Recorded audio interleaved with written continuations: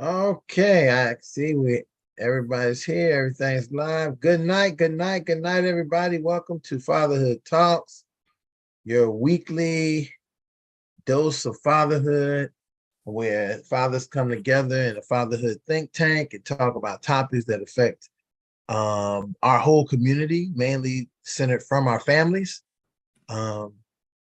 Tonight's topic, as we get ready to get to it, is acting white versus acting black. So that definitely is a interesting topic, but I think it's one that, again, we have very interesting topics that, I actually talked to a friend of mine, a friend of mine.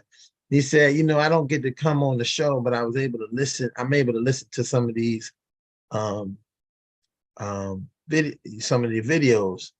And man, he said, you guys really put some things in perspective for me as a dad.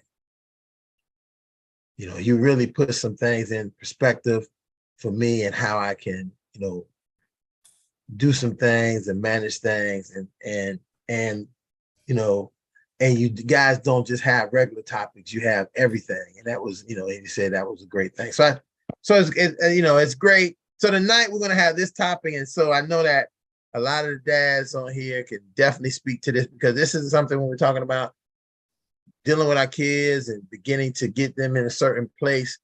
We have this thing about hood, not hood, rich, not poor, all these things. And it's this idea of, oh, you talk a certain way, are you? And if you look at the meme, we have, the picture for the night has two faces and talking two different ways. And so we're going to get into that. I'm Ron Osborne Williams. I'm a father of a child. And who knows, later on in life, I might be a father of a lot of children. But right now, I just know the one little girl that I have, that I had some other allegations that what the man said. Maury Povich told me I was not the father. So that's how I go.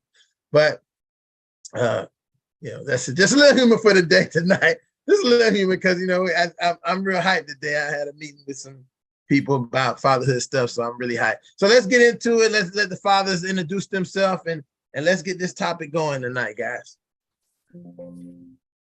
Good evening, J. Rob Menard, father of 2 young adults, 1 boy, 1 male, 1 female. Johnny Gaspar, good evening, father of 2 young adults, 1 male and 1 female, 23 and 20, and they still depending on that a whole lot. So, this fatherhood thing is still teaching me a lot, even through this process at this time. Okay, I'm Larry Jordan, father of 2 adults, 1 grandchild, and ready for another topic. Let's go. Good evening, gentlemen. My name is Lionel Lightborn. I am the father to a tribe of 7 young adults, 4 young men, 3 young women, and 1 diva of a granddaughter. It's always a pleasure to be here and join this sparring of wits.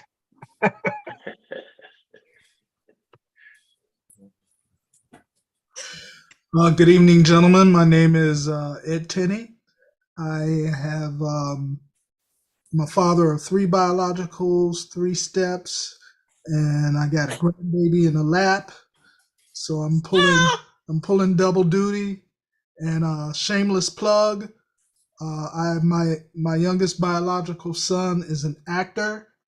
He is starring in an Apple TV series called Shrinking, where they're dealing with mental health on that particular program.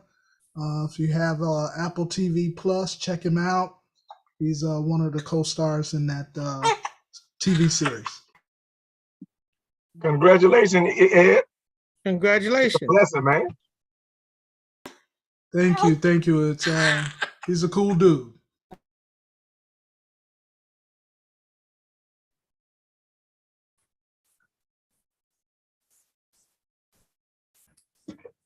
Hi, gentlemen. My name is Rohan Rodok. I'm a father to two young ladies, two daughters. As I say every day, it's good to be amongst these gentlemen of who has plenty of knowledge and is teaching me to be a better father. And I thank every one of you guys.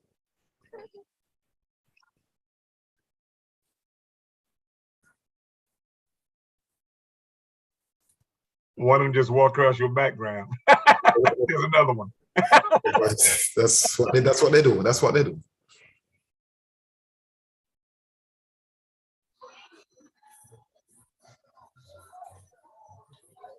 Travis. My name is Travis. Father of 6, 1 adult, 18 now. 3 preteens. No, sorry, 3 teens, 1 preteen and 1 10-year-old right now. I'm at his trap practice right now. Hey, how y'all doing? Yo, Travis, I thought you had a fight going on in the back for a minute. I'm like, yo, where you at? You need help to come through? I was like, what's going on there, bro? But thank you for sharing that. Letting us know where you are. You good. Okay, is that everybody? I think that's everybody, right? Jay, want to go?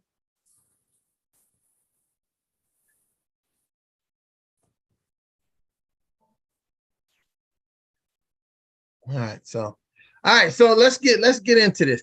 You know, I one of the big things about this topic, and I think about this is this idea that sometimes people will say that, and this is the first thing I think about is if you speak proper English, you're trying to speak white, talk white, right? And I only say that in the instance that probably be only sometimes we would figure that here when you think about Pan-African or in the rest of the world, because they speak so many different languages, there's never an opportunity. I guess it's not too much of an opportunity ever to be speaking white. I guess we kind of subject to that in America. Because I lived in other countries and they don't take much, they take pride in the language that if the country is a French-based country, I guess it's like, hey, they speak in French or proper French, but then they may speak a certain Creole and then they might speak the broken up English that they speak up. And so in that case, I guess wouldn't be white. I guess they speak in French.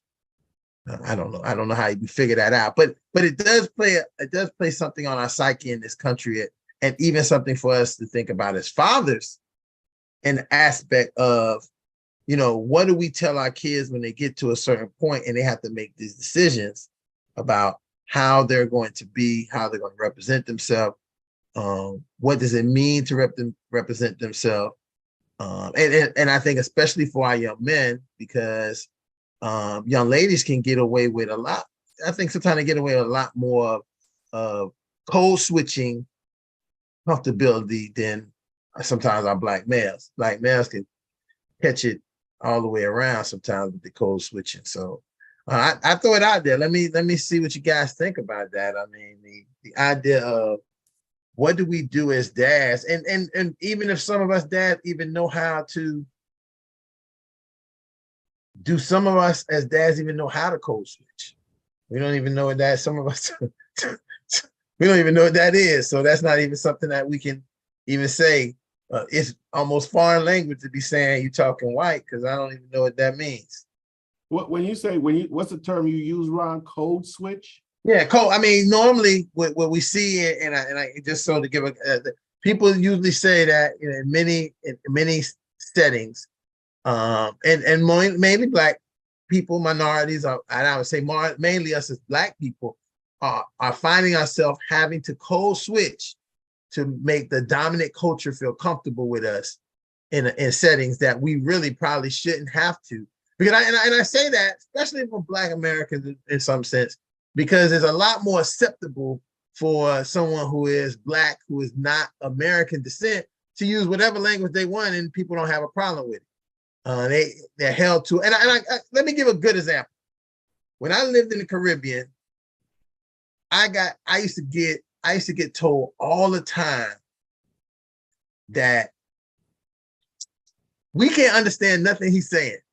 Listen, they used to say this all the time. They couldn't understand nothing I was saying. But I worked right alongside this young lady, that white Caucasian white lady from Chicago, right?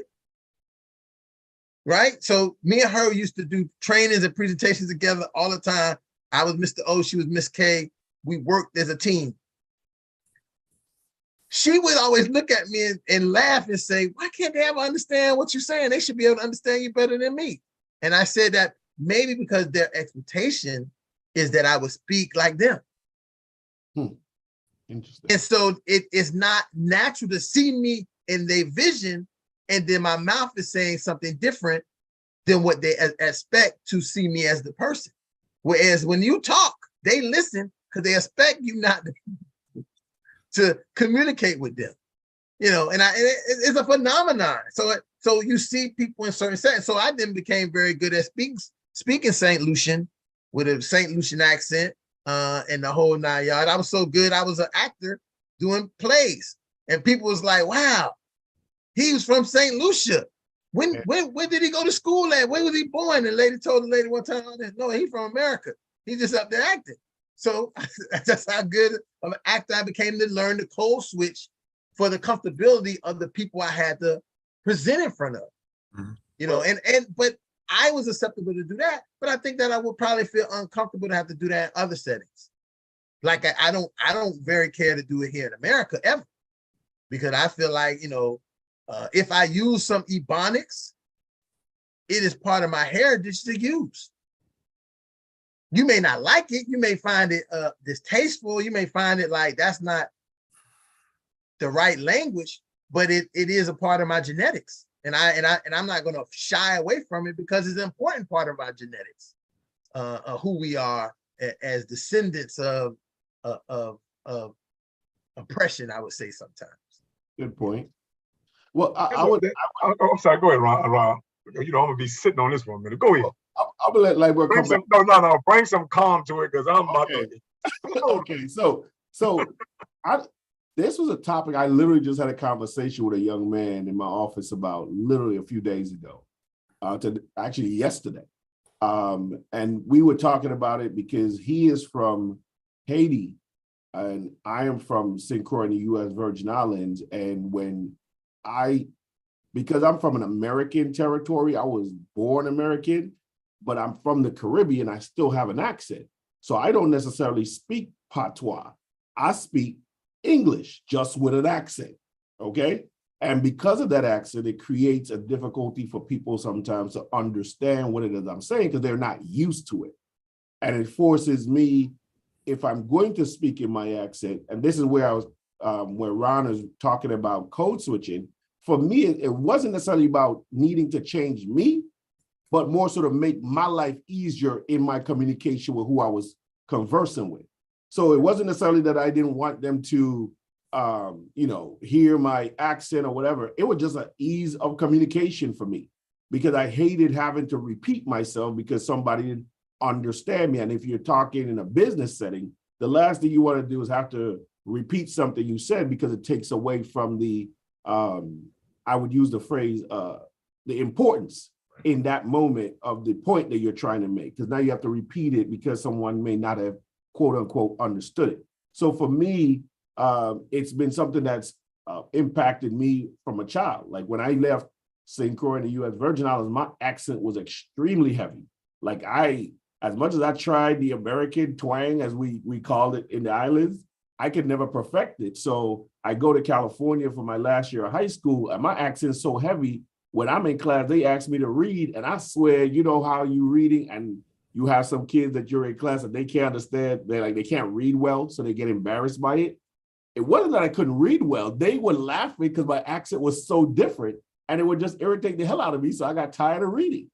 And then eventually I just kept practicing to sound more like Americans, to the point that unless I tell you I and I from the islands, you will never know I man from there. You check? And then when I don't be talking to people like this here, they'll be like, but wait, where you from? Me know you from the islands, Jed? And I was like, yeah, I'm from the island. I born and raised in St. Croix. I man is a Crucian. But I know Ron, I know Lionel, I know Rohan, them as my boys, them from back in the day. So that's my accent when I talking to my people, them or anybody from the Caribbean. That's my boy Castro, my boy LJ. You know, you hear me talking, so you hear my accent real strong there. But then I come right back to this, and Lightburn and Lawrence Jordan and John Ramirez and Rohan Rock, and somebody would say, I'm speaking white. When for me, it was never about speaking any type of race. It was more so about having the ease of the communication. Mm-hmm. So, and I say all of that to say, coming back to what Ron was talking about the broken, one of the things I just recently learned that patois / Creole is broken French. So it's not quite French, it's broken French. So in the Caribbean, if you from Guadeloupe or Martinique, they got bougie, they bougie over there. Absolutely. So they actually speak French, where if you're from Haiti or St. Lucia or Dominica, those places, they speak patois or Creole, so they're not considered on the same level as the French people, quote unquote. So it's like the Ebonics in America compared to English as they treat it, if you want to call it that. And Robert, you can speak more, you can talk to that more about that. But that's been my thing, not necessarily having to change black or white, but more so about the ease of communication. Go ahead, Trav. I don't want to just mess up your what you're gonna say. So go ahead, Trav. What's on your mind? Let it out. Okay, all right. So,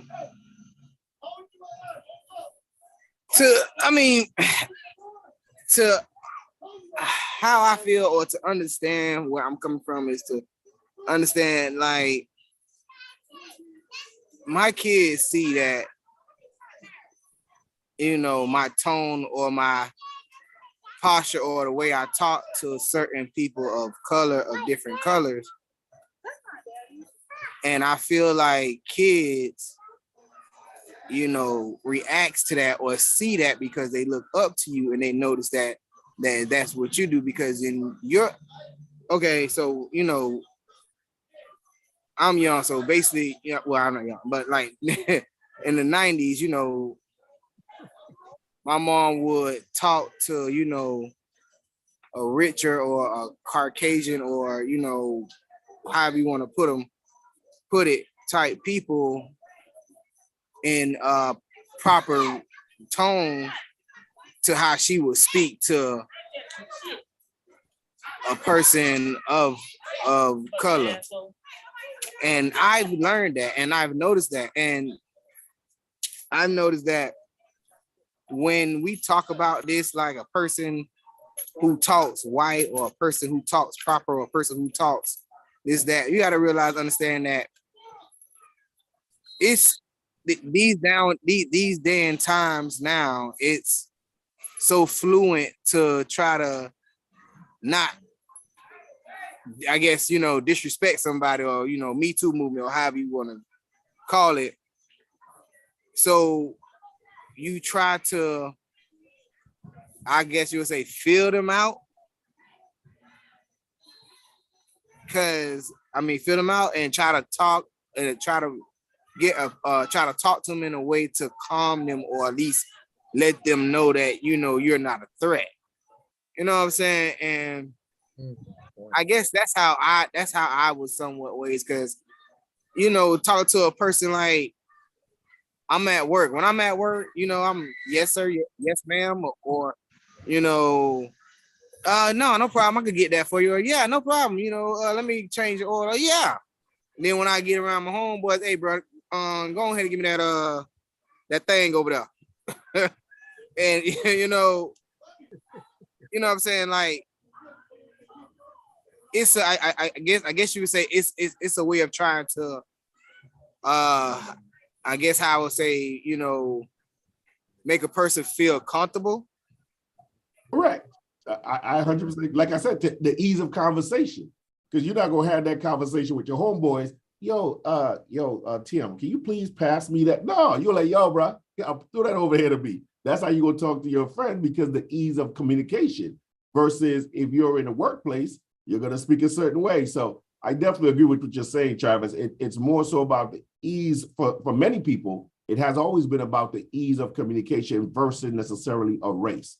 But Lightboard, jump on in because you hungry. Go ahead. Well, let's just speak to the facts. You know, what'd you say, Rohan said, you're a numbers guy. I'm a facts guy, right? And so let's understand, is there such thing as talking white? The answer is hell yeah. There's very much so such thing as talking white. And now how do we prove that? I'm like, well, I have a friend, attorney friend of mine. He does some very important, or his firm does some important work down here when it comes to housing discrimination. And so just on the mere fact, and there's been studies across the board and lawsuits and civil action, et cetera, historically on this one particular issue, that if we don't acknowledge and keep it in their face factually, then we'll gloss it over like, oh, you know what? Everybody's intentions is like mine. Well, that's far from the truth. And so if that is true, and it is, then I remember they used to have the PSA running on the radios. They have the guy calling in, and the guy was speaking a white vernacular and said, you heard us? I said white vernacular. Anyway, speaking of white vernacular, and asked if they got any available housing. And then he'll sound like a black guy. He'll be like, well, my name is Leroy. What you call him? Do you have? And ask for the same thing. And they'll be like, no, we booked up. When he's talking to black vernacular. And then he'll talking to white vernacular. They'll be like, oh, sure, come right on in. My friend does that kind of work right now to this day and has civil allegations against one particular complex out of Miami. They sued them and won 3 times in the span of 1.5 years. And so if there's no such thing as talking white, that is far from the truth. And so now let's get deeper in. I don't want to say despise, because I can't despise people who are ignorant. So let's not use the word despise. But anytime a person of color or a black person say that talking white, or when somebody accused them of talking white, and that's because they see that as a sign of intelligence, I'm like, well, then you're more ignorant than you appear to be intelligent, and here's why. I'm like, why? I said, and this is what kind of tells on it. We told you that somebody accused you of talking white, and you saw that as a sign of them not being intelligent, right? Don't listen.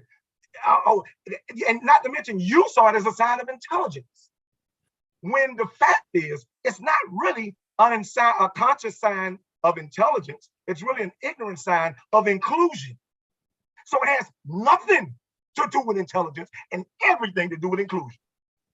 But nobody's going to press you on it. And so with that, I'm like, of course, we have been, assimilating so long, right? We can't even have an independent thought. And you will not speak in your normal vernacular. I speak in my normal vernacular every day. And I've been on national television shows with my vernacular because I can't really convey what I need to convey to you. You understand? Unless and I love the LGBTQ community to this, I can't convey to you unless I'm my authentic self. And seem like the only people can't be their authentic self is black people. And we gave them a pass to say that. And so this is why I love being on this particular show, because all it does is hone my skill when I get to the battle. And when I get to the battle, I'm going to conquer nothing else.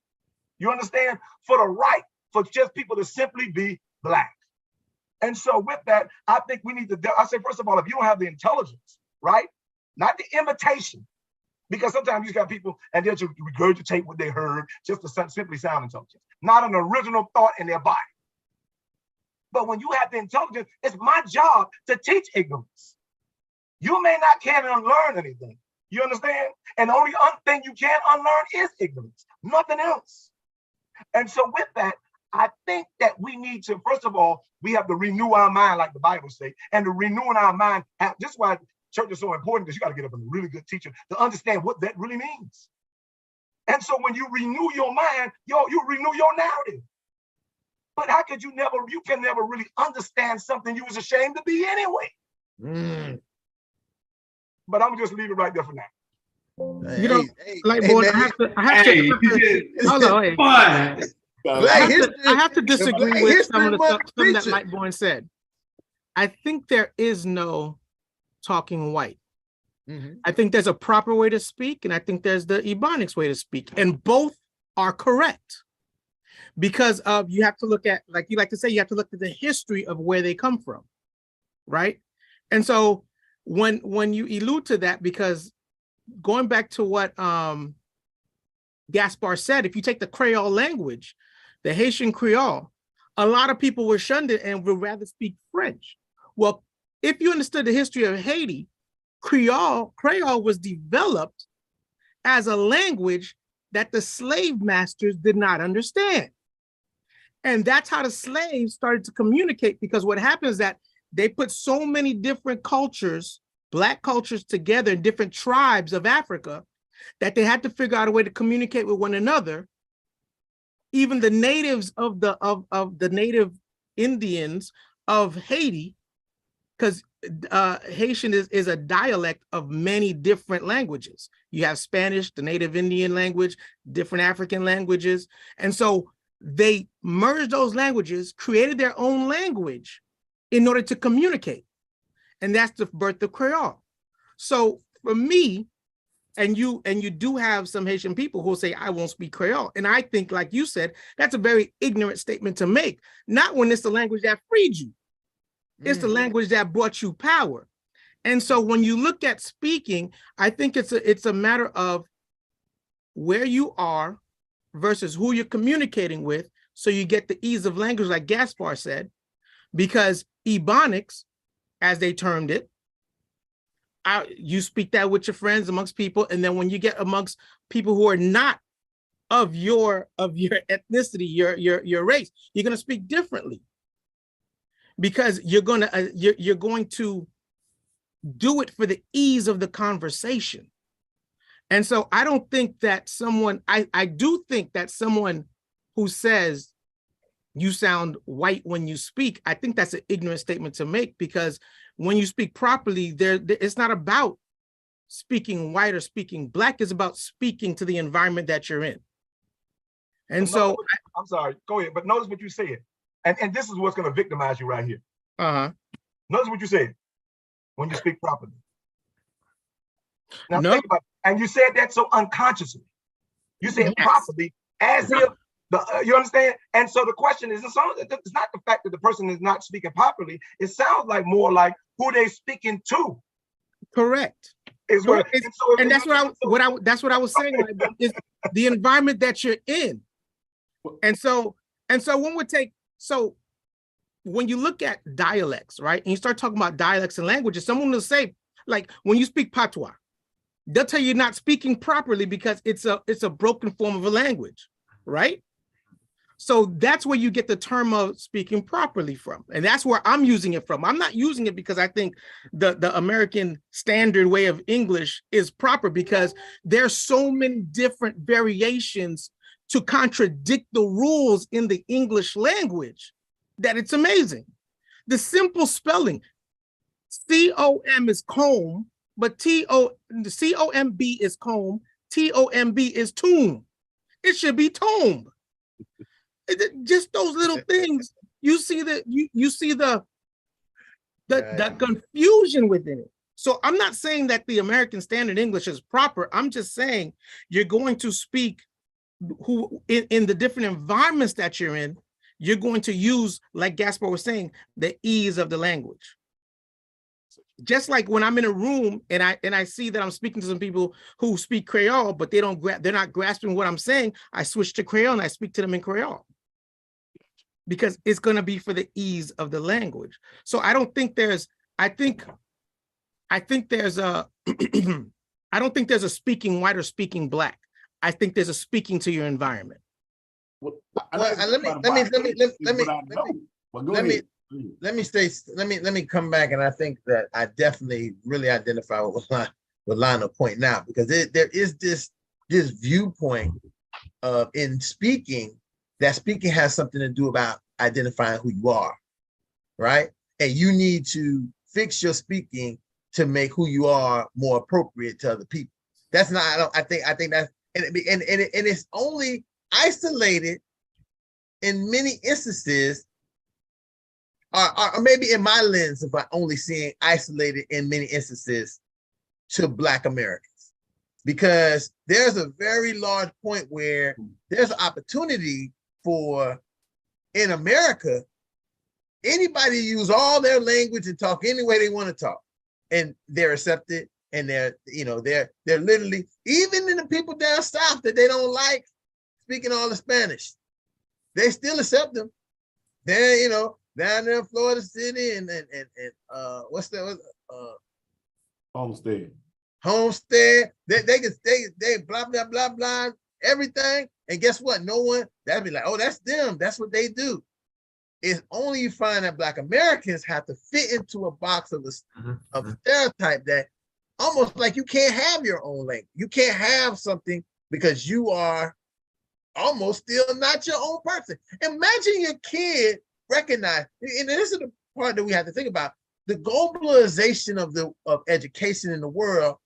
What do our kids sometimes feel like knowing that they're put into this box to have to get approval from everybody for whatever they do? And that could be very hard. So as founders, I think we have to be very mindful to say that we are setting the standard for the box, not somebody else.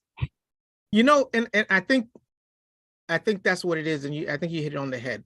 I think when you have a background of island descent, you have a different view, especially when you're coming from speaking a different language and things like that. So you don't look at it as am I speaking properly? Am I not speaking properly?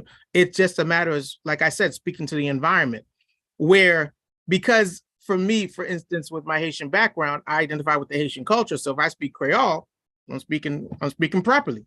If I speak English, I'm speaking properly. If I speak Ebonics, I'm speaking properly. Again, it's just I'm in the environment that I'm in. I'm using what's comfortable with the people that's around me, what I feel comfortable using with the people that's around me. And I should say that also, what I feel comfortable using with the people that's around me. Well, and so I think it's different. I think, like you said, it's different with the African American, because automatically you're judged by your language. Because if you say, man, yeah, that's what we be doing, they say be, you sound ignorant. Well, no, you don't sound ignorant. That is the language that you speak amongst your friends. Like in North Carolina, they still have the Geechee language. And so, and that one's hard, that's hard if you're not used to that ear, it's hard for you to understand that, but they still have that language that goes around there. So it's not about, like I said, for me, it's not about speaking properly and improperly. It's speaking to what you're raised in and what your environment is. Well, to your point, sorry about that. Let me just say this real quick. Let me do a Rohan real quick.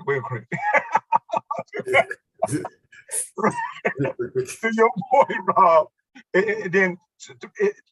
the true definition of speaking properly has everything to do with successful communication as opposed to assimilation. And that's all I'm saying. So that's where we're going to disconnect. Not so much disagree, but we kind of disconnected, because I'm like, no, if you conveyed that and you got your message across, yes, that is properly because you were able to communicate. That's communication. But assimilation is what I have the problem. Yeah, I agree with you 100% with that. I agree with you 100% with that. Castro, jump in. Eso era lo que yo iba a decir. What?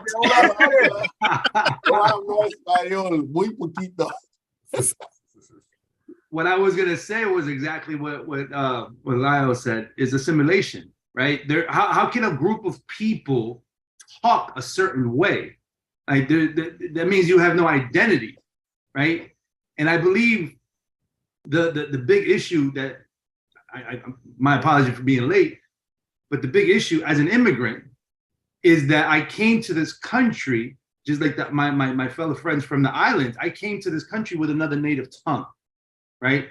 I didn't have to come here and assimilate or learn the system. I had to come here and just be myself and figure that out. African Americans were forced to assimilate. And if they did not assimilate or adopt or conduct themselves, hey buddy, how are you? Now you're looked at a little different. Now you're not accepted. Now you're not building rapport, right? The reason we communicate and we articulate a certain way we want to articulate is what Lionel was talking about, is to be able to communicate effectively, to communicate our message, and we communicate by really building rapport, right? We don't build rapport by not communicating in the same way, right? We all build rapport by even sitting in the same way. If you're having a conversation with somebody in a room, you're going to cross your hands, they're crossing their hands, they're going to cross your feet, you build rapport. And we assimilate because and I'm not saying we, but as minorities, we feel that we are minorities underneath. So we have to assimilate to be able to build rapport, to be able to do business, get a job, make sure that they trust us, or all these other bullshit things that we have to go through to be able to be treated somewhat equally, right? And all of that is a strict, it's you're still not good enough. No matter what you do, you're now you're betraying us. You're talking like them. You're talking like the enemy, right? Very little, I'm just trying to fucking make it happen, figure it out. So assimilation. And I realized that in Nebraska, when I went to school in Nebraska, there's a large population of Sudanese and Guyanese, right? And one of my chapter bros has an organization where they teach Guyanese people to assimilate, not to assimilate, but to understand how to get into and work into the culture and not lose their culture, right? Versus assimilation and losing their identity, which is very easily can happen when you're trying to get into the rat race and you're trying to get your foot up, right? And I think that's where it's almost an identity crisis in a sense, when you accept somebody to tell you you're speaking like you're speaking Latino. What the fuck does that mean, right? No, I'm trying to connect with this Latin chick over here, right? That's really what it comes down to, is what is the intention and the purpose that you're communicating with or communicating for? My bad. I digress. No, that is exactly what I was referencing at the beginning. I think we all have that understanding. And another thing that is often said, that people not of our race would say this to many of us and our children: you speak so well. Mm-hmm. Mm-hmm. Like you're not supposed to speak well spoken. Like you're supposed to be some ignorant. Where do I come from that I'm not supposed to speak well? And one of the things, like my daughter, I had her in debate and all of that stuff when she was younger. So her I had her reading a whole lot. So her vernacular, her words, her usage of words, and the words that she uses sometimes blow the mind for some people at her age.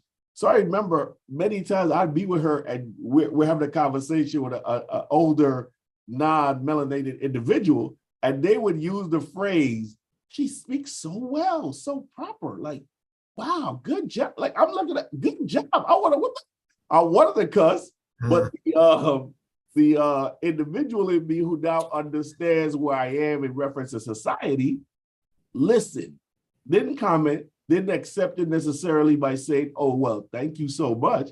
I just, oh, okay. And I left it at that. And my daughter said, "Well, Dad, what do they mean by I speak so well? Am I not supposed to speak this way? Is there a way that they should expect me to speak?"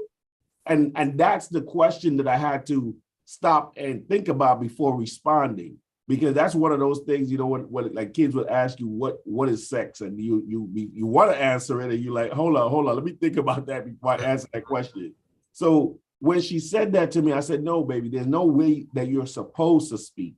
But when people have a preconceived notion based upon the color of your skin, they assume there's a way that you should sound.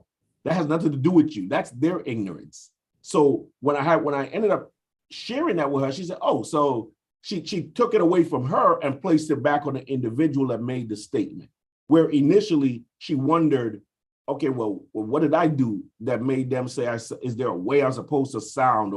And I think that's the big thing. We need to remember in when we're dealing with our kids and sharing with them that at the end of the day, it's not about their perception, is that the other person's perception about how they speak and the way they speak it has nothing to do with them. It's about the other person's ignorance. And I think that's what we're all getting here today, because when you said that topic of speaking white versus another way, all I could think of is when somebody said they speak so well. And I just find that to be the most disrespectful statement that somebody could say to me. Or may I jump in? Yeah, go ahead, Ed. So again, growing up on the west side of Chicago in the 60s and 70s, you have to take into consideration your ability to survive in a Black neighborhood. When someone said that you were talking white, that was a term of denigration, because you would not be accepted in the cultural norm on the west side if you were talking white. The interesting thing is, my mom worked for Illinois Bell Telephone Company. She was an operator. When people called my house to ask for me, they would say, "Is your mom white?" Because she had to adopt the dialect and the necessary talk as an operator, so as not to stand out as a Black individual taking phone calls and switching phone calls. So pair that with what I grew up with: blaxploitation movies, The Mac, Coffee,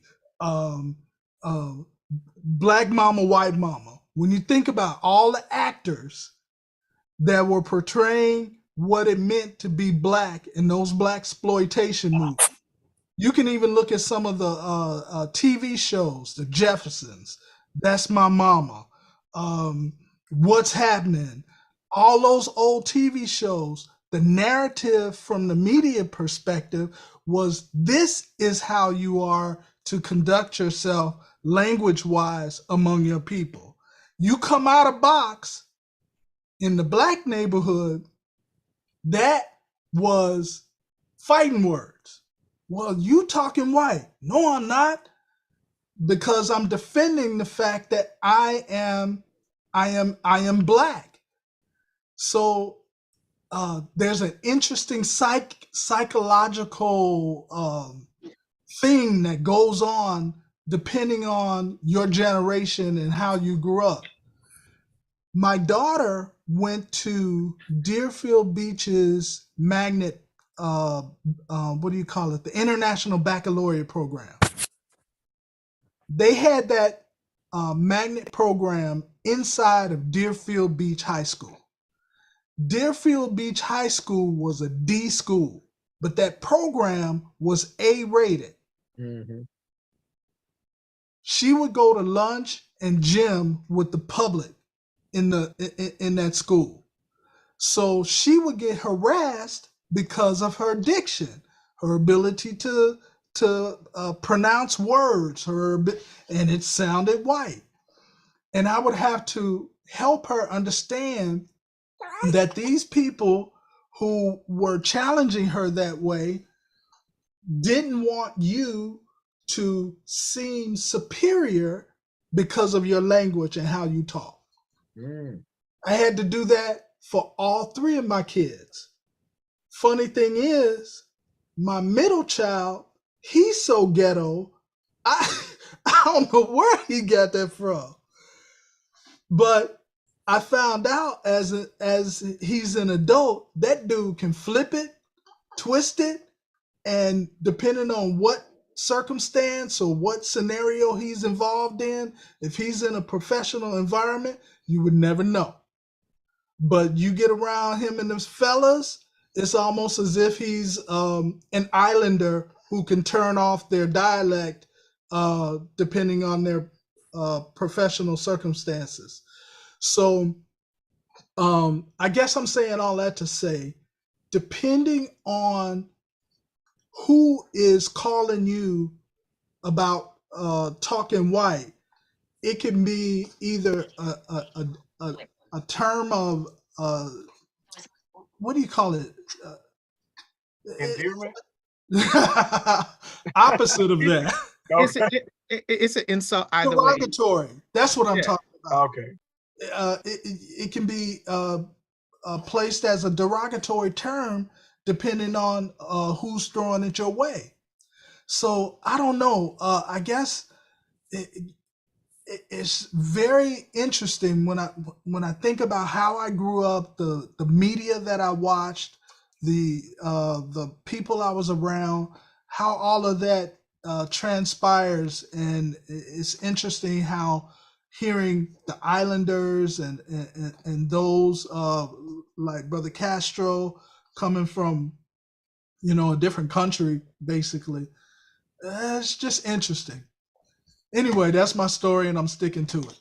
But Tenny, I love that. Tenny, I think that both of them, no matter who says it, is derogatory. Right? Coming from your black counterparts is derogatory. Coming from another, like your white counterpart, the white people, is derogatory because one is you, like you said. I think it's a matter of how they think you're perceiving yourself, and the other one is I didn't believe you could be this eloquent in the way you know what I'm saying, because of their Gene, you make that, as you say it that way. I'll tell you a perfect example of it. There has been approximately on record four, I guess we could kind of say four serious candidates for the president of the United States, right? That in our decade. Now I'm gonna speak to Shirley Chisholm, who clearly she didn't have to worry about having that kind of a language or vernacular because she was a woman of Caribbean descent. So they expected and accepted that first she was a woman. Let's don't discount that. It was like, she a woman. But then also she had a language that was accepted that that we were gonna have a language. He had Jesse Jackson, who was of the civil rights movement, and he made up, he put words together and rhymed like a pastor would. And then the next person I would think you'd had maybe might be Al Sharpton, that kind of semi election he was on. I forgot about one person. I should have thought about him. Herman Cain, and I left him out. God rest in peace, Herman Cain. but he was accepted. He also at some point was this viewpoint of being accepted. But then you had Obama, right? You had President Obama, who actually became the president. And I remember that the same vice president that he picked has said in one pre-conference, and I never forget this to the day I die, is that, he had the he had the, and we knew if you was watching the news at the time, you knew exactly what he's saying. You said, Obama talks your language. He's clean cut. He's clean. What the hell is clean cut? Everybody clean cut. What do you mean by that? But then you begin to understand, and that is a part of this context that we have to share with our kids, is that there is this context, no matter what's happening, that you're going to have to always be clean cut. I was talking to my father friend and me. We talk all high school, college buddy, and we were talking about this exact same thing. I don't know how that happens, but talking about this exact same thing. The idea of, I was telling my nephew, and sometimes he tell lies, and I was telling him that you can't afford to tell lies. You can tell all the lies you want, but just know that you got to be mindful of, you can be telling the absolute truth and people gonna believe you lie, because that's the context that they have us in. So if you're telling a lie, that's gonna justify anything that happens and it's done because even when they're wrong, they're going to look for the time that you lied 20 years ago and say, see, you lied 20 years ago, so it justifies whatever's happening and what's going to occur to this person now. Because 20 years ago, they told a lie when they was 13.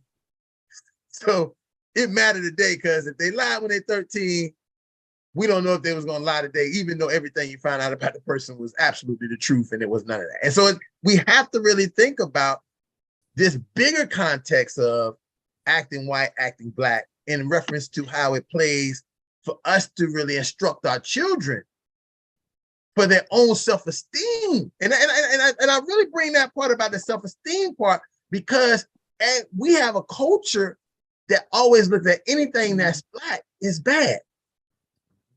It is 50 years of hip hop in America. They had it on the Grammys yesterday. Everybody's hippity, hippity, hippity, hippity. And I think about what that came from, what hip hop came from, that everyone loves it today. You know, and people display it and do whatever. But what it came from was the less of us surviving in our world that was good to us. That's the part I want to remind you, that it was a world that we survived and that we love. And even to the day, people look at it and stun their nose as if we didn't live good when we was doing that. I have a question, and I like to I'm gonna throw it out here, just some pushback, right? I took the LSAT. I studied for the LSAT, and I realized, which I learned this when I was pledging, that I still thought in Spanish, because it took me a long time to learn poems as I'm trying to translate it in my head from Spanish to English and then spit it back in English, right? But what was extremely interesting was I was paying $160 an hour for a tutor to teach me how to take the LSAT. I realized that the test was written by white people for white people. Absolutely. So I say that because it's not about speaking white or being white, it's you have access. You got access. And who are you to now have access? Now here's my pushback, or here's where I want to drive the conversation intellect in a sense. I had a conversation with somebody, we're talking about how Black community thrived. And the death of the Black community was really when they started integrating everything, right? It was, well, let's give them all equal. No. Black Wall Street was popping. Harlem was popping. Oklahoma was popping. All this was going on. There was no need to assimilate, right? There was no need to try to combine communities. And I'm saying all of this because, in a sense, when you talked about hip hop, the black man, we all know, is the most replicated, copied person in the world, right? Only to what matters for a white man to say, or somebody of another race to want to duplicate that. But then where's the pride in that? Where is your, I'm losing my thoughts here.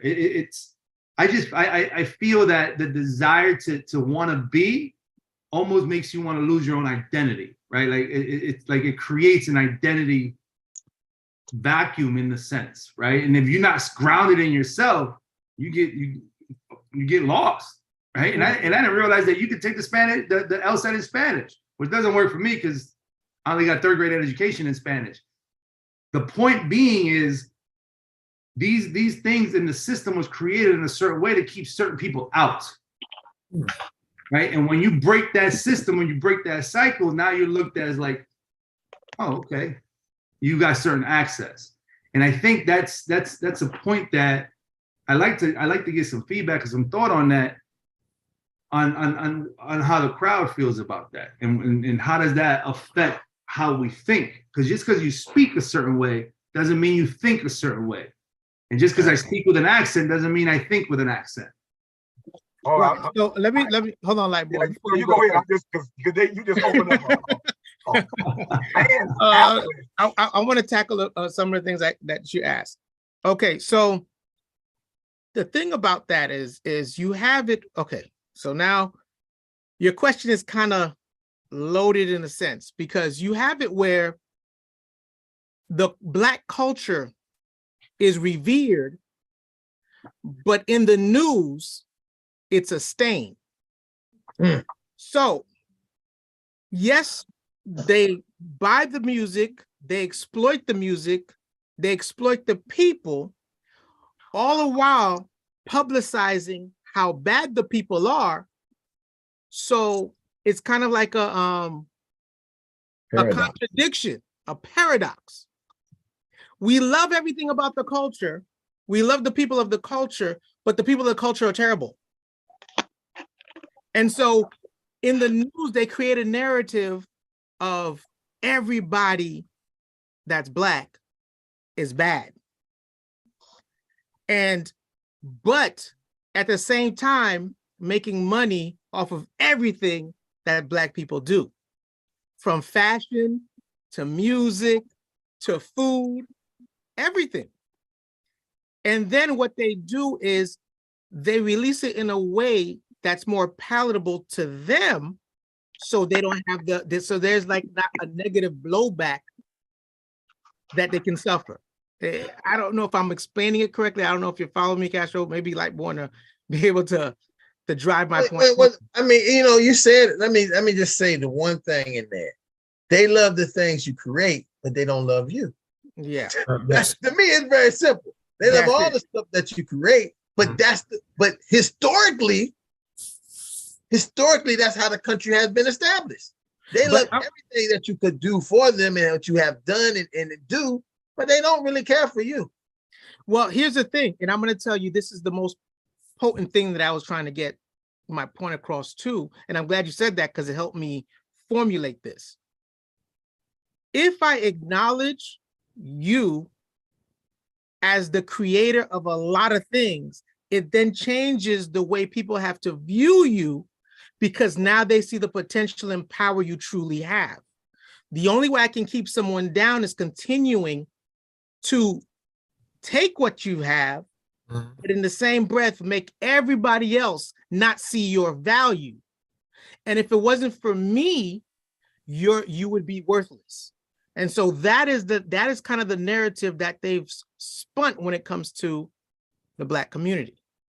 This is Kyle, my and to add to that, gentlemen, we as a, when I see things like people protesting for the gentleman who got shot and murdered, you look at things like that and okay, we got to march, laws are put into place to control us.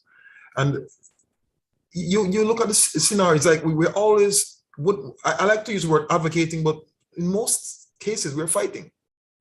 And is it learned behavior? Is it something that's going to change 10 years, 15 years, 20 years?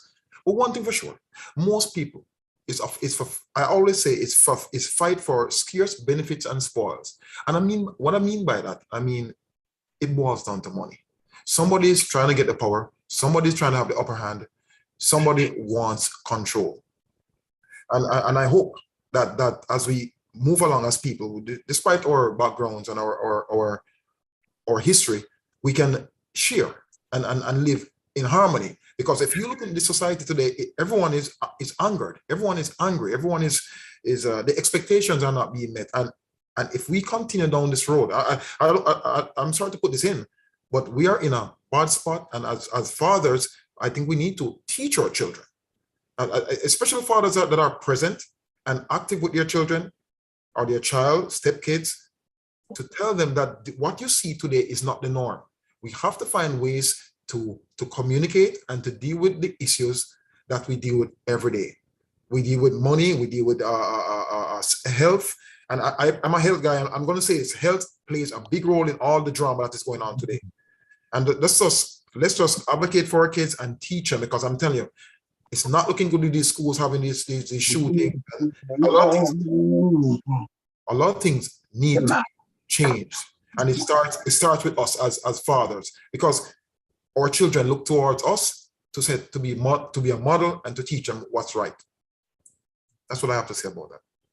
And then I want to touch the last part of because there's another question that you asked about the thriving of the Black community. and the segregation and the dismantling of segregation. What happened with the Black communities, going back into the history, when they started forming the Black communities, the education system was very strong because they were using in the preschools, they were using bachelor's level and higher teachers within the preschool system. So the education system was more advanced when you had the segregation going on.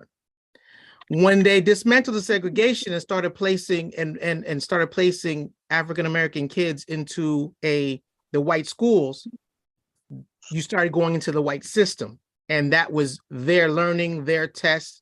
And again, a lot of history is passed on through oratory, right? So I pass on the history of my family, my generations to my kids by storytelling. And once you started taking that aspect away and losing the aspect of the storytelling within the schools and understanding and the teaching of the children in the way that is familiar to them, now you put them into a system that they have to learn someone else's history.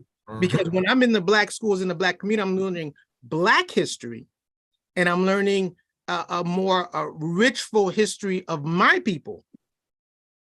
It changes the way you learn, it changes the way you process, changes the way you think. Now I'm putting into the white schools, I'm learning their history, the way they view it, the way they see it. And a lot of the important information that I would have gotten from my people, it's now set aside so I can learn someone else's history.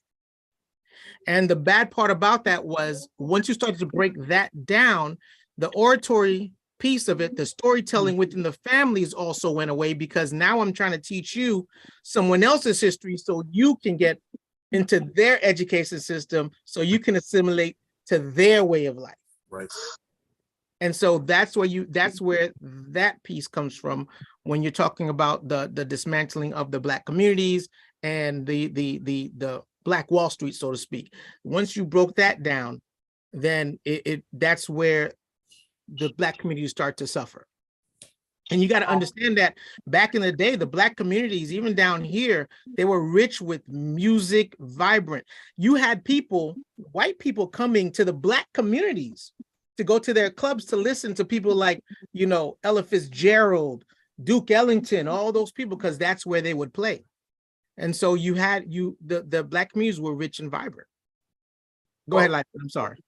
We have to clear some things up about this desegregation, because I think a lot of times, and I've heard that argument before about Black people were better off when we were desegregated. I'm like, ethically we were. Let me use that word again. Right on. We were. Economically, we weren't. Because when you may have equal expressions, but if you don't have no equal access, you understand? Then you're going to have things like the gentrification. But even before the gentrification, you have the eminent domain. Now, what is the eminent domain? Eminent domain is usually what happened when your community was thriving and everything you said at the Harlem Renaissance and all that stuff is going on. And they decide they're going to pick your land to run an expressway through it. Come on now. And so without that equal access, when it comes to that equal civil assets, and the laws that's on the book to protect you, because we didn't have equal protection. So don't never confuse equal expression with equal protection. Yes, you have the freedom of expression, but you don't have the freedom of protection, and that's the problem. So you needed that. So never get that twisted. But again, ethically, yes, we were completely free, innovative, evolving, and expanding. But economically, they can just take it at any time. This is why you can have one of the most prominent real estates in Miami, which was Fisher Island, was owned by a Black man. The eminent domain taken away from him. Nobody don't even know that Fisher Island was actually owned by a Black man. Darcy. But that's a fact. And that's actually a fact. They can't deny it. Nobody can take you to hold you in the court to sue you and say, oh, that's a lie. It's just, no, because it's actually true. It's just very buried. And so we can't confuse the two arguments. But what you were speaking to, Castro, earlier with both questions, I only have one word for that. And this is where I'm going to have to do a 50-50 split on this. The word you're talking about is appropriations, right? Anybody ever heard of that word appropriation? Yeah. It's when one culture actually steals the identity or the moves or the style of another culture. Right? That's appropriation. We all do it, right? I'm gonna be honest, it's just human nature to do it. It's just because what we see as appropriation is actually inspiration. In the good sense, if everything were equal, it would be inspiration. But in a sense, systemic sense, it's appropriation because you want to identify with me. You want to identify with my prosperity, right? But you don't want to identify with my disparity. You know what I'm saying? And Come on now. so that's the difference between the two. And so with the appropriation, now I'm going to be honest, and this is where I told you the avalanche is getting ready to happen. And I love my people. But then I have to go to the highest form of my people and find out why the best of our best, the talented 10 in our culture, right? I think it was W.E.B. Du Bois who promoted the talented 10 concept. Why the talented 10 in our culture? The best of the best in our culture and our race. When it comes to being the best of the best, they saw it fit to identify with white intelligence, white academia, the origins of white academia as opposed to the origins of Black academia. Everybody know the origins of education started in Egypt. And it will be okay. And even white people subscribe to the fact that the origins of education started in Egypt. That's right. Yet our best and brightest academic and affluent and intelligent organizations identify with Greece or Greek. And we call ourselves Black Greeks. And so I'm like, well, the origins of education started in Egypt. Why you guys are just not educational or intellectual Egyptian? You understand? But we and the thing about it is slavery had been that impactful because we always talking from the bottom of Black people. Oh, they do this, and that. But at the top is the greatest appropriation I've ever seen in my life. And so if white people ever really wanted to point saying, okay, you talk about our appropriation, but look at the appropriation of your best and brightest. And they don't even want to identify with themselves. And so, after you lay that on the hand and say, listen, man, maybe they got a point. You guys give me some feedback on why you feel it's more important to identify as Black Greeks as opposed to the Black Egyptians where education really started at. And I have not seen not one answer, not one that says more about the answers I've heard speaks more to embarrassment than empowerment. And so I'm like, okay, now we have the opportunity to self-correct and we won't. The question is why? And so if our best and brightest are doing it and they can't even function in their original self intellectually because they're supposed to know better, then how do we expect everybody else to function? And then what really is proper if you can't even be your proper self at the highest intellectual form of yourself? But I'm done. So okay. I appreciate you clearing that up for me, like more. That was access. You're right. That's I would say to that is our ability to be comfortable in our own skin, in our own selves, right? And we're always looking to compete or always to appropriate or assimilate to someone else. I don't think society allows us to truly to have agency and have full agency and autonomy within ourselves. We're always having to compare and adapt to someone else. Just my thoughts on that. Interesting, real quick, gentlemen, and I'm going to always say that. This is not okay. I meet a lot of police, right? I'm driving, police always pull me over, and just to give a quick scenario, we talk about why you don't get pulled over, Rohan? I get pulled over. Wait, hold on. I like the way he said that. He meets a lot of police. well, let me make it clear. Along the journey of life, sometimes the journey of life brings you on roads that you don't want to be on. And at some point, we have to act. And I think we're all actors on a day-to-day basis to a great degree. Now, when the police pulled me over at 11 o'clock in the night, mom called me, being a separated daughter, the police pulled me over. So immediately as a guy who's aware of what's happening in the society, I call 911. I told 911, I'm going, please advise the officer that I'm going to drive to a lit area. And let's just talk about, we're talking about acting here, and we're talking about doing the right thing. So I'll drive to a lit area. He comes over in an attitude and says, didn't you see my lights? I said, of course I saw your lights. I call 911. I'm a taxpayer. I have the right to do that. So he comes over, he says, then about 5 cars come over and he says, hey, no one has ever done this to me before. Who do you think you are? And I say to him, as I say to every one of my friends, I really don't do feelings, because feelings is a dangerous thing.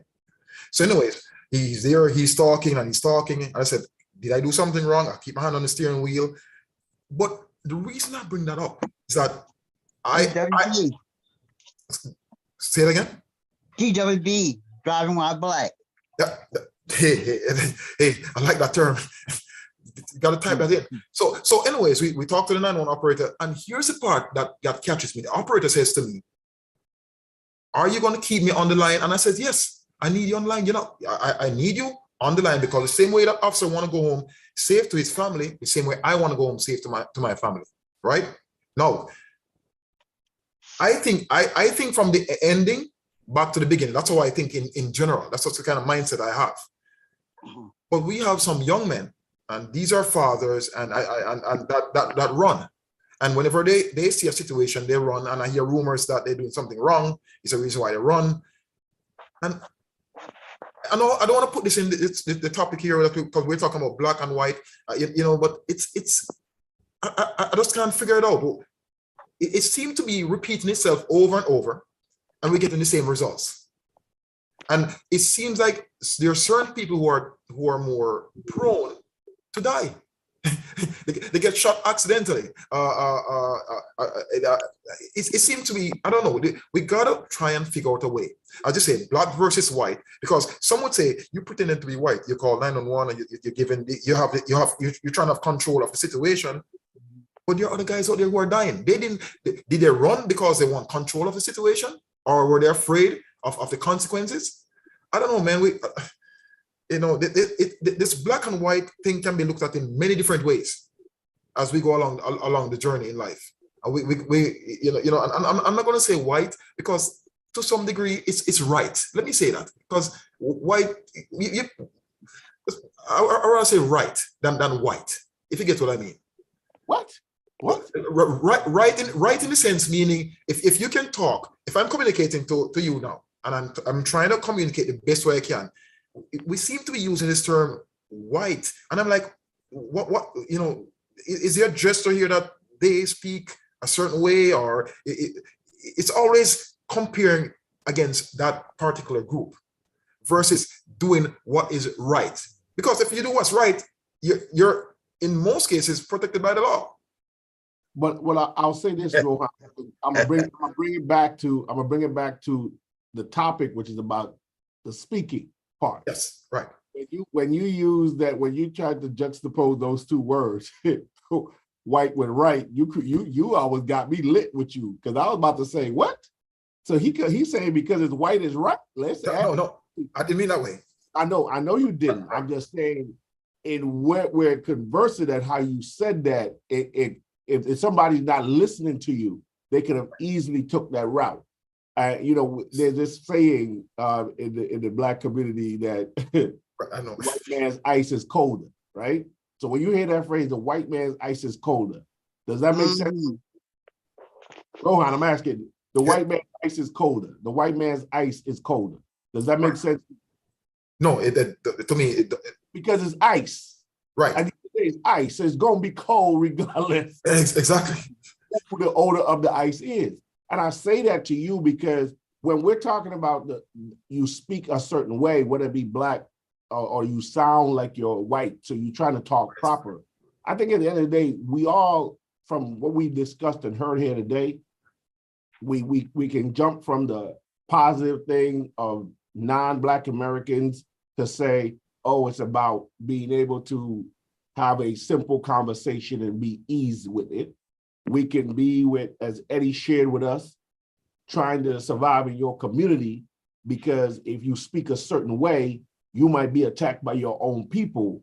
because you're just trying to speak and articulate words so that everyone is clear on what your point is. So even in that aspect, within your own community, you may be attacked for speaking a certain way. So I think the whole aspect of this is to get a better understanding that is there a proper or improper way to speak?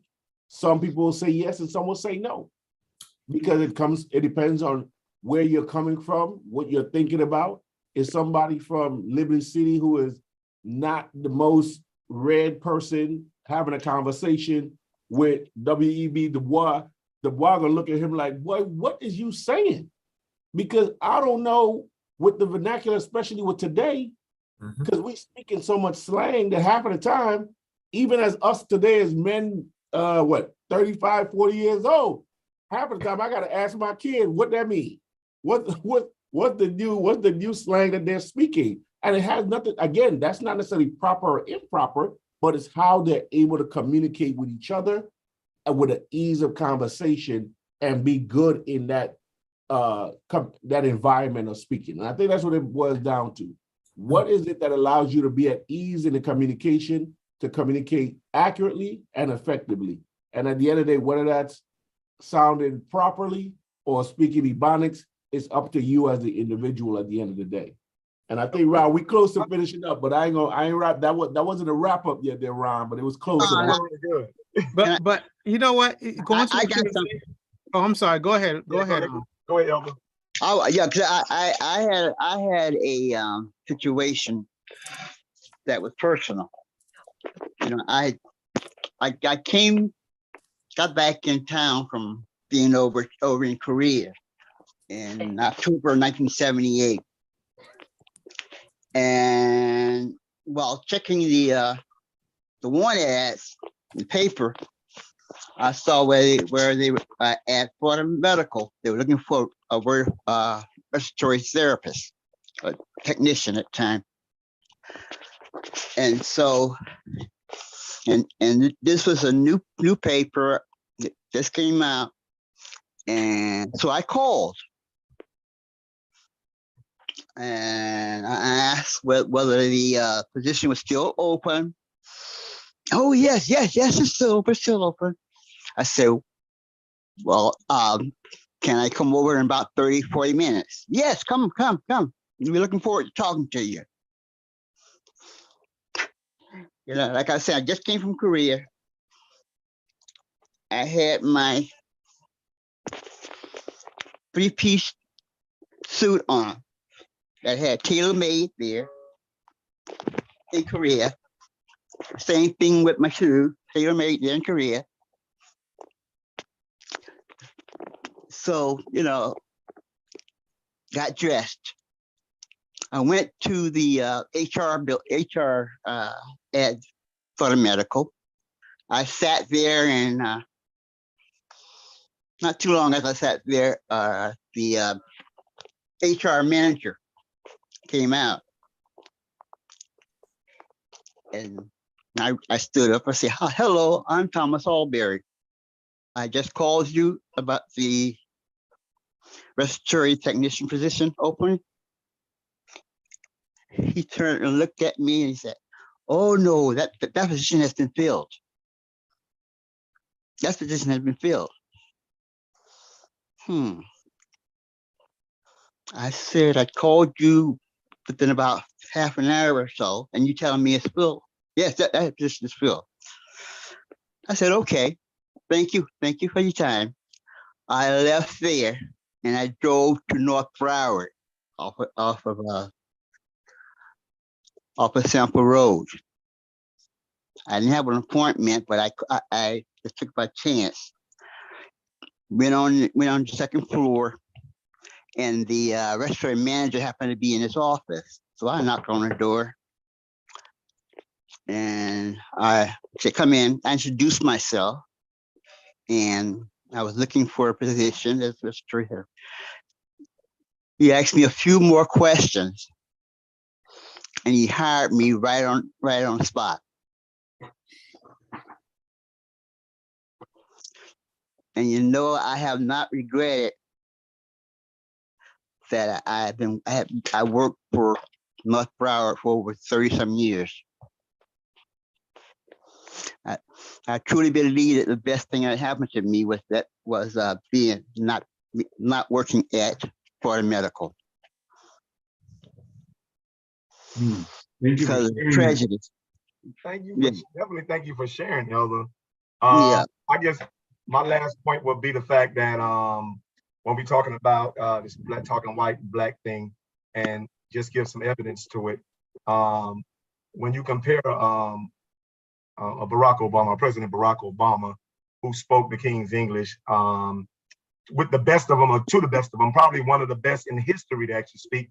He can rank above, up there with the Abraham Lincolns and anybody who ever had the vernacular, the intellectual vernacular to actually convey or speak the King's English. So I have not a problem with that. But to drive the point home, that is a such thing as speaking white. President Donald Trump he didn't complete a sentence in his whole 4 years of presidency. Not one sentence.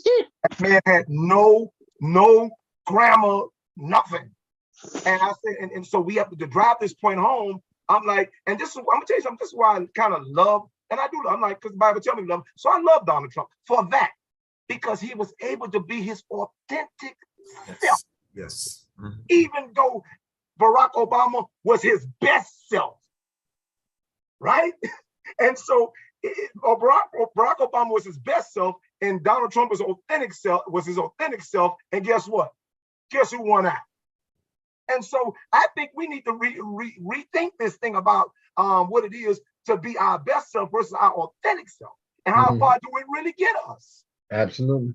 And this is all I'm saying. So I'm like, yes, this discussion is very necessary. It's maybe not the nicest discussion, but it's a very necessary discussion, because this topic does exist in our everyday life, be it consciously or unconsciously, and that's all I have to say about it.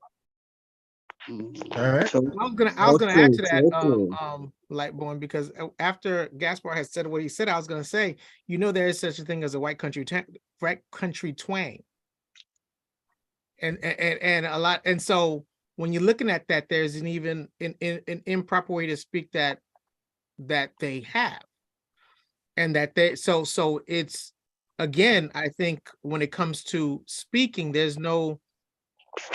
I really don't think there's white or black. I just think there's a proper way to speak, and then there's regional ways to speak.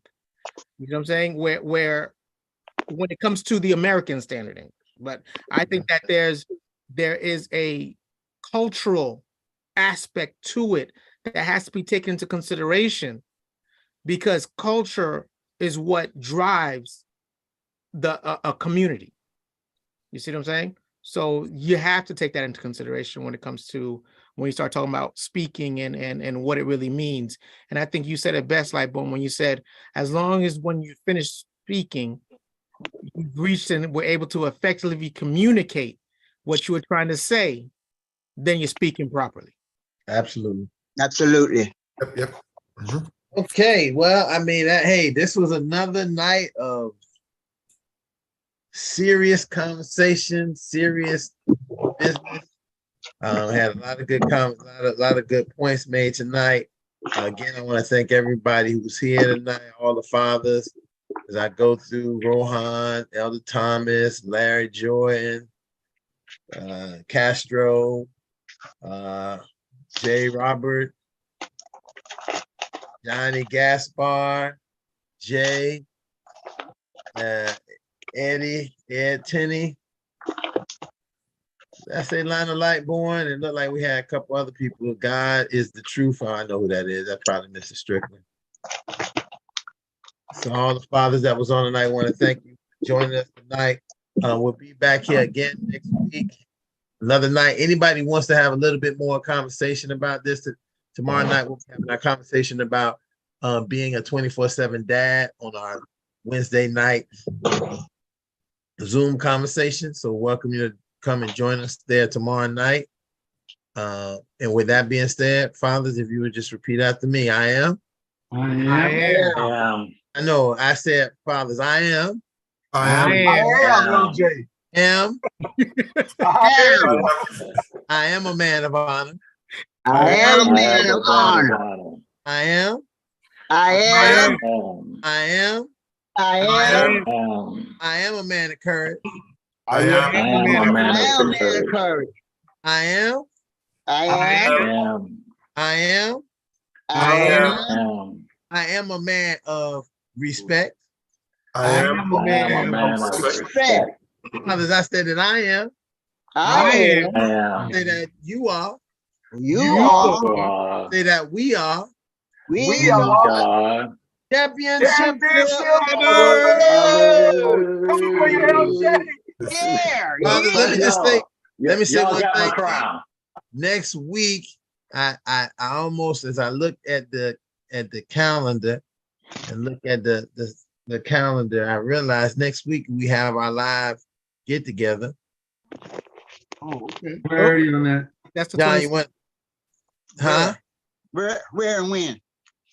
Clarity on that. It's actually the 22nd. Oh, the 22nd. Okay. Wednesday the 22nd. Okay. Clarity. Okay. At I the Art Cultural Center in Hollywood. Okay, I know what it is. So, Are we doing anything special? What happened? Are we wearing anything special? No, you Or just well, But you just wait. You might want to wear your pajamas so you can when you leave there, you can go straight to bed. Hey, don't tempt me. Don't tempt me. But yeah, and so next, what we will do young. next week, we'll be putting out some information flyers and stuff just so people know where it is, and we'll be having that on the 21st. So just so we can have our live get together, live in person. 22nd, I keep saying 21st, 22nd. So the 22nd. So with that being said, everybody, thank you for joining us and good night. We'll see you maybe tomorrow night. If not, we'll see you next week. Good night, everybody. Good night. Good night. God bless. God bless.